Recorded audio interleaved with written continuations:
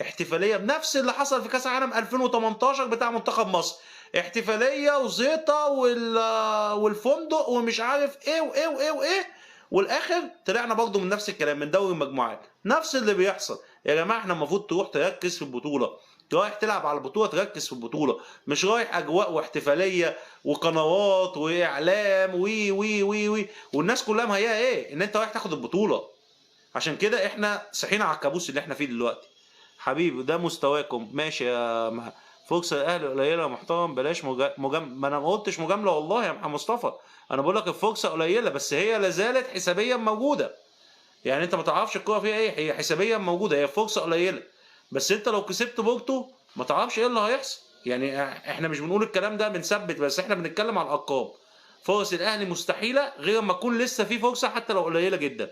ده انتوا لسه بتحسبوا لو هو كده الاهلي يعني بنسبه كبيره زي ما رديت عليه.